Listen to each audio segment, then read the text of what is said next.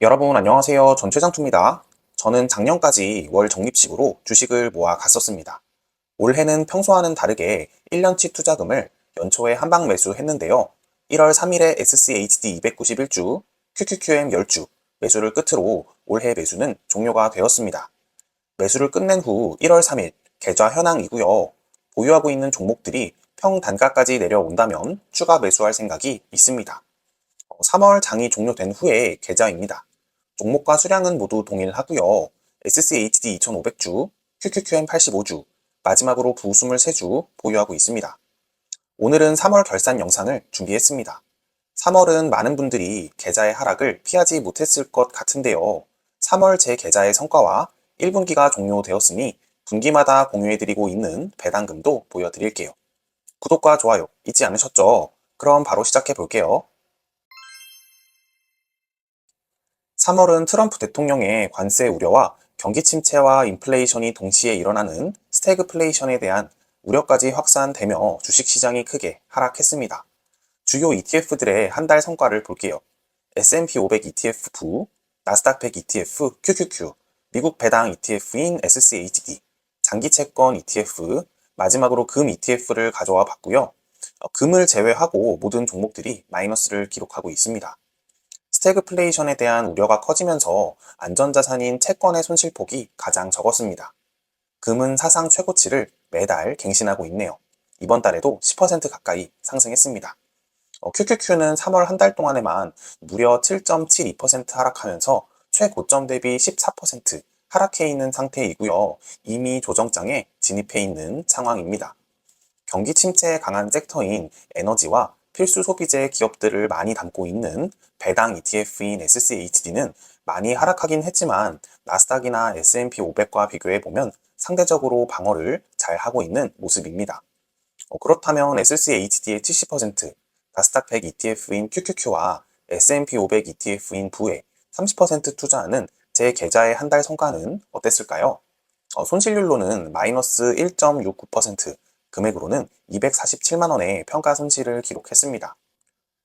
그래도 SCHD에 70% 투자하는 덕분에 손실폭을 많이 줄일 수 있었던 것 같습니다. 그리고 3월 역시 환율의 도움을 받았습니다. 3월 4일 환율은 1,455원이었는데요. 3월 장이 종료된 후에 환율은 1,474원입니다. 약 1.3% 상승했습니다. 계좌의 규모가 커질수록 환율 변동의 영향을 더 크게 받게 됩니다. 제 계좌의 외화 평가 금액은 10만 달러 정도 되는데요.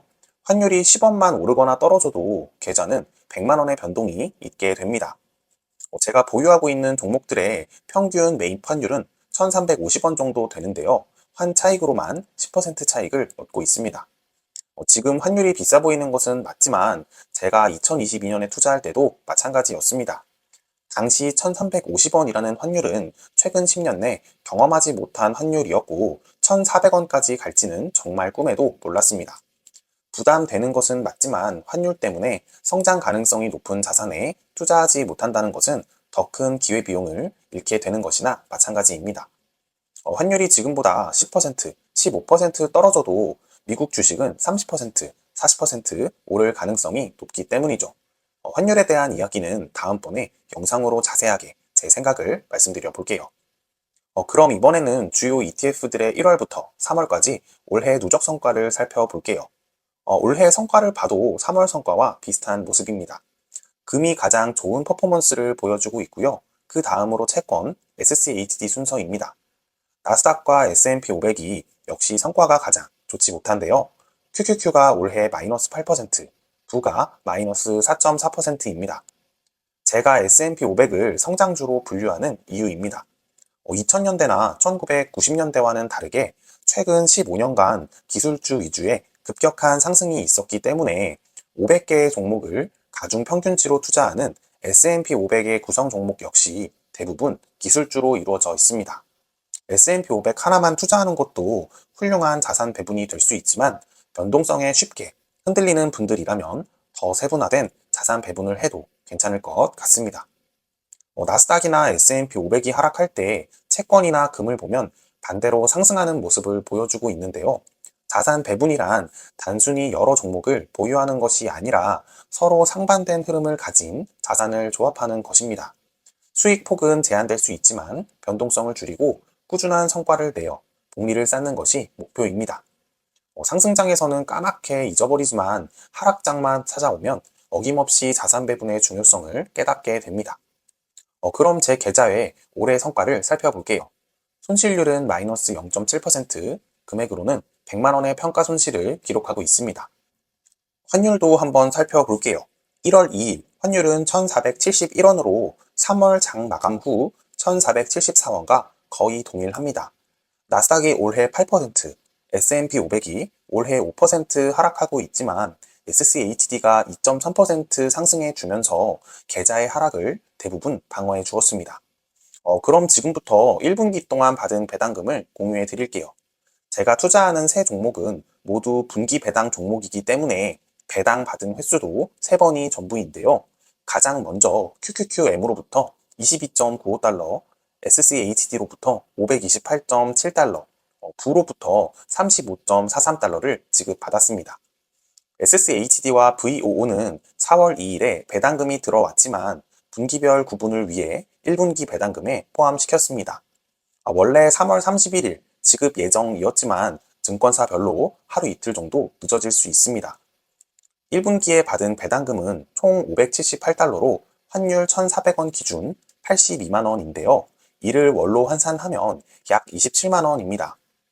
제가 투자하면서 현재까지 받은 배당금을 분기별로 정리해 봤습니다. 꾸준히 증가하는 모습을 보여주고 있습니다. 배당 소득세 15%를 공제하고 실제로 받은 달러 배당금이고요. 현재까지 받은 배당금은 총 4,047달러로 환율 1,400원 기준 566만 원입니다. 제 계좌의 총 수익률은 3,300만 원 정도 되는데요.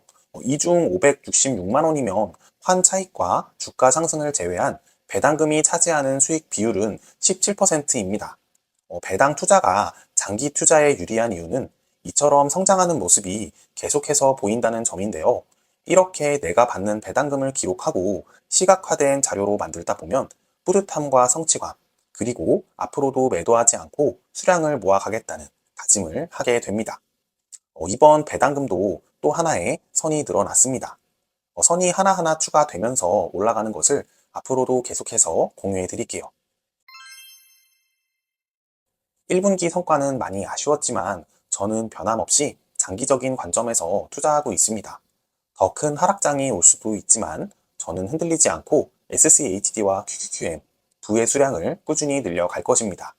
배당금이 쌓이고 자산이 성장하는 과정을 믿으며 뛰지 않고 천천히 걸어가겠습니다. 그럼 오늘 영상은 여기서 마무리하겠습니다. 이 영상이 마음에 드셨다면 좋아요 부탁드리고요. 제 투자 여정이 궁금하신 분들이라면 구독 부탁드리겠습니다. 긴 영상 끝까지 시청해주셔서 정말 감사드립니다.